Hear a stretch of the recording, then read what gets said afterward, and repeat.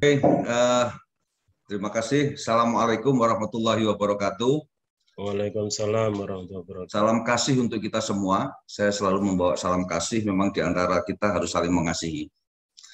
Bapak-bapak dan ibu-ibu, terutama pengurus ASOHI, terima kasih atas undangannya.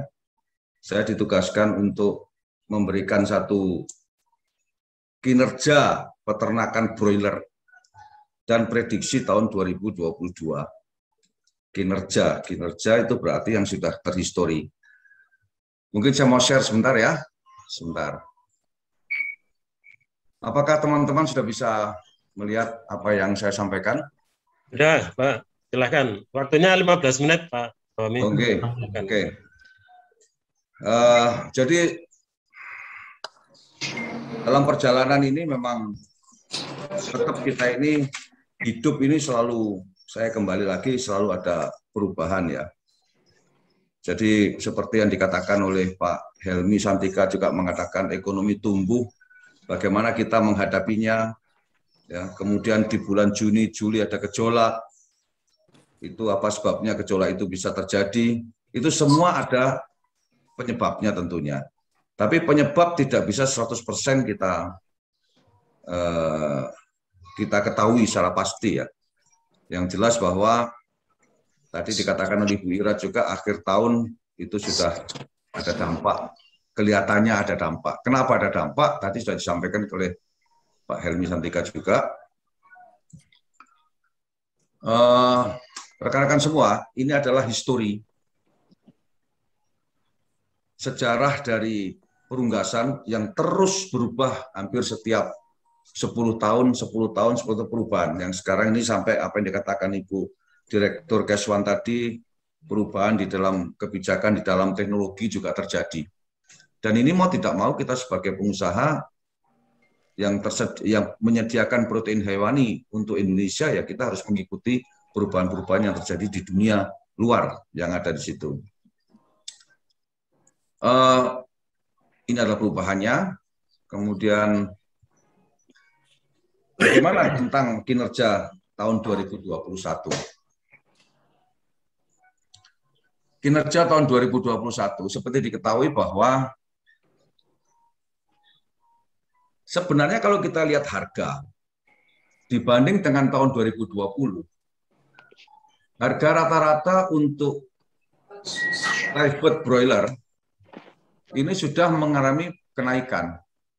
Kenaikannya bahkan lebih dari Rp1.000, bahkan hampir Rp1.700. Tapi kenapa kok masih rendah terus?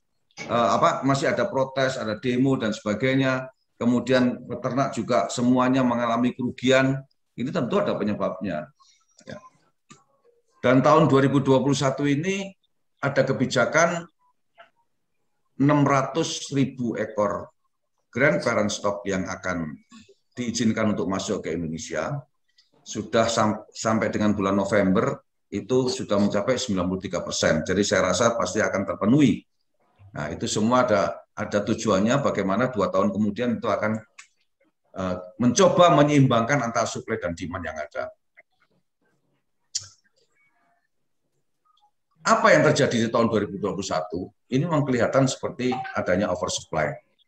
Pada saat awal diperkirakan produksi DOC itu akan mencapai 3,7 miliar.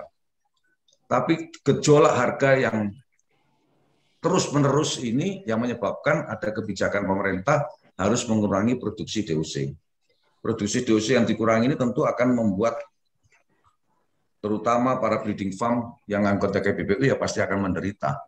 Ya, karena sudah diproduksi, sudah dikasih makan, sudah macam-macam harus dikurangi.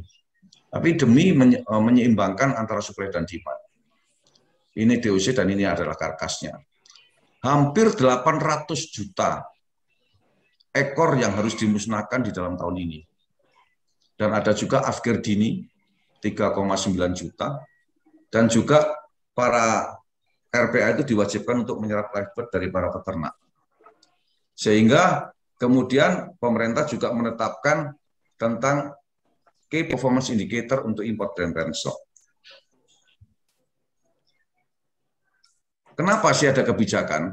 Inilah kejadian harga broiler sampai dengan tanggal 14 Desember tahun 2021 sejak Januari tahun 2020. Beginilah kejadiannya. Bisa dilihat ini antara harga nasional versus harga Jawa.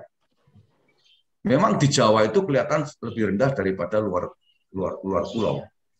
Kenyataannya begitu secara rata-rata, tapi mungkin HPP-nya juga sedikit lebih rendah.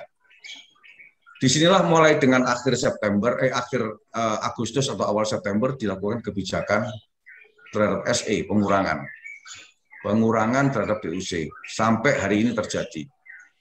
Maka kelihatan sekali gejolak harganya sudah mulai melandai.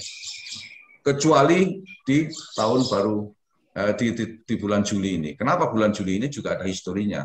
Kebetulan hampir 1 bulan atau hampir sekitar 1 bulan lebih setelah Lebaran, sejak pas Lebaran sampai setelah Lebaran itu tidak ada cutting HE pada saat itu. Itu berarti apa? Bukan saya pro cutting HE sebenarnya, saya tidak suka juga cutting HE itu. Itu berarti bahwa keseimbangan supply demand-nya itu masih tidak sesuai.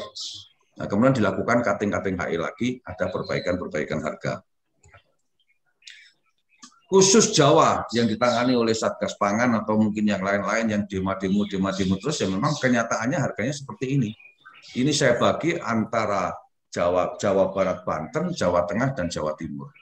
Ini faktanya harga live bird di Pulau Jawa sejak tahun 2020 sampai dengan tahun 2021. Desember juga.